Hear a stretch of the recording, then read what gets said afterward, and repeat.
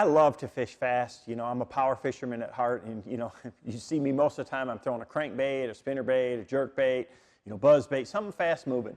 But, you know, I've learned that once you find fish in an area, you've got to have those finesse techniques that really trick those inactive fish into biting, or are going to get you those few extra bites when the conditions are tough. And for me, the latest technique that I've found that I've been really successful with is called a Neco Rig. If you follow the Pro Tour, you'll see a lot of guys fishing a Neco Rig or some form of it. And really, all it is kind of a fast-paced or a faster-paced wacky rig version.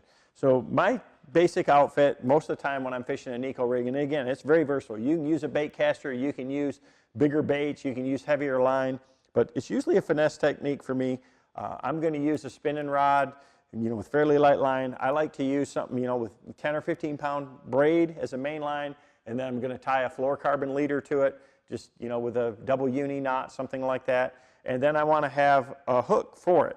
So the hook needs to match the size of the bait that you're going to use. Now, I worked with Mustad to develop this Titan X Neco Wacky style hook, and we actually have, this is a weedless version right here.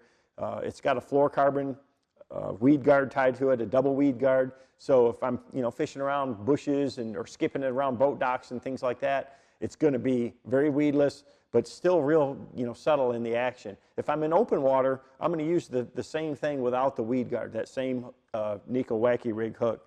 And, you know, I've got a couple of different weights here, and the thing about these Neco weights is there's a lot of different configurations made now. You can use the lead ones, there's a lot of different tungsten ones. You know, Bass Pro has a great selection of them.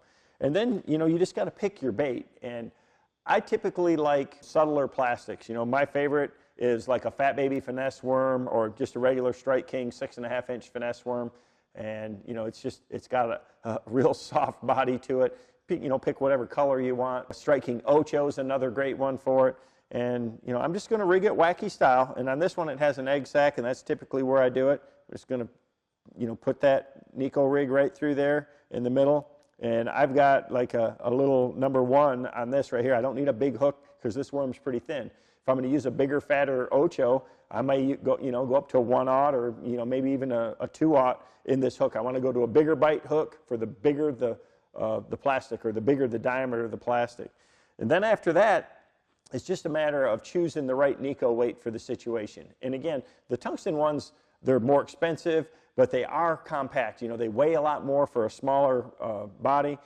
If you're using lead like this, a lot of times I'll take my Loctite super glue, just put a little drop on there, and when you put it in there, it's going to keep that weight from falling out when you're reeling in a bass and he's jumping or shaking. So all I do is, again, just take that Neco weight, and I'm going to choose the weight based on the depth and the speed of fall that I want.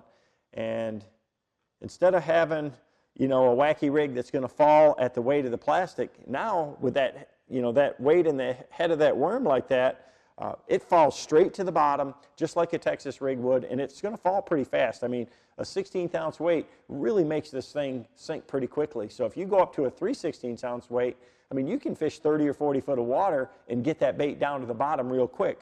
But once it gets to the bottom and you start lifting on it, you still have that wacky action. And that's what a Neco Rig is so good at. So you can get down deeper, you can cover more water, you can be more efficient, but when you actually slow down and start to work the bait, it just gives it, I mean, when you shake that thing, that whole thing is quivering and wiggling. And if there's a bass there, they can't really help but bite it. And that's the power of a Neco Rig. So it's just about picking, you know, just enough weight for the depth of the water that you're fishing, using the right hook for the type of cover that you're fishing, and putting it in front of the fish. It's very efficient to cover a lot of water with. If you know there's bass on a spot, and again, that's where I really tend to throw this bait a lot, is maybe I threw out there on a point and caught 2 on a 6XD.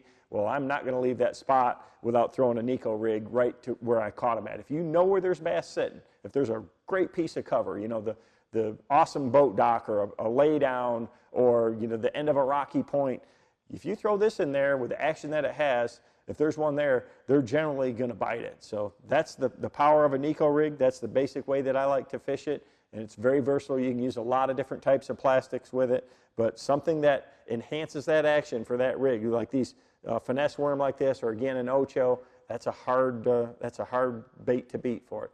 The Neco Rig is here to stay, and it's one of those those tools that'll catch you a lot of fish over the course of a year.